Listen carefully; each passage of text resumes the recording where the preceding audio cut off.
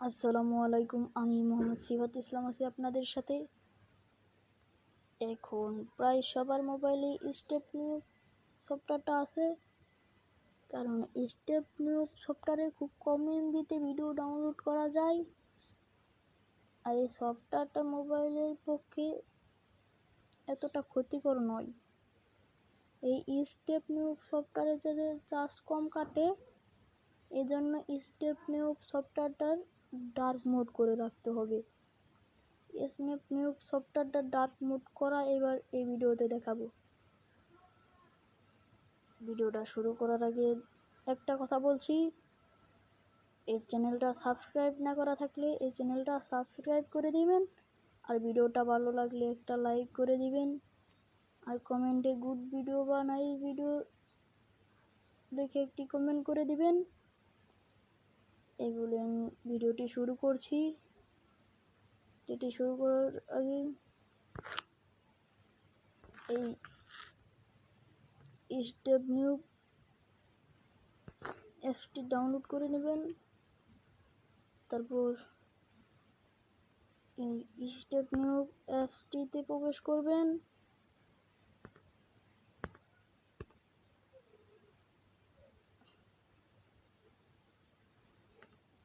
দেখতে পাচ্ছেন আমার অ্যাপসটার ব্যাকগ্রাউন্ড ডার্ক মোড হয়ে আছে। আমি এটা ডার্ক মোড করে রেখেছি। এখন কিভাবে ডার্ক মোড করবেন এটা আমি এই ভিডিওতে দেখাবো। ডার্ক মোড করার জন্য এই যে সেটিংস নামে একটি অপশন পাবেন, এই সেটিংস ট্যাপ করবেন। তারপর এখানে থিম নামে একটি অপশন পাবেন। এরকম একটি ইন্টারফেস চলে আসবে। এখানে একটি থিম নামের একটি অপশন পাবেন, এই থিমে ট্যাপ করবেন। তারপরে এখানে তিনটা অপশন চলে আসবে।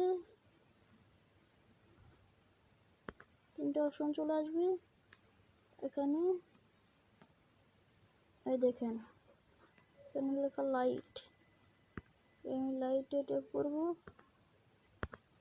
লাইটে ট্যাপ করে দিলাম। দেখেন ইন্টারফেসটা সাদা হয়ে গিয়েছে। এতে কিন্তু চোখেরও ক্ষতি হচ্ছে আর চার্জও বেশি লাগছে।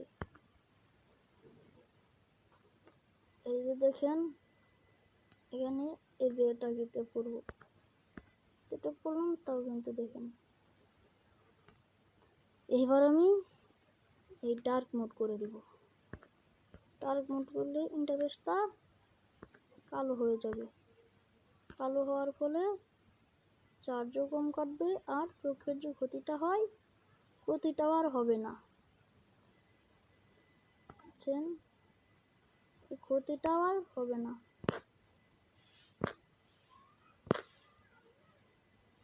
এই বলে আমি আমার ভিডিওটা শেষ করছি। ভিডিওটা ভালো লাগলে একটি লাইক করে দিবেন, আর চ্যানেলটি অবশ্যই সাবস্ক্রাইব করে দিবেন। ছোট মানুষ ভিডিও বানাই, খুব কষ্ট করে ভিডিও বানাই, চ্যানেলটা সাবস্ক্রাইব করে দিবেন। আর দেখা হবে পরবর্তী ভিডিওতে। ভালো থাকবেন সবাই, আল্লাহ হাফেজ।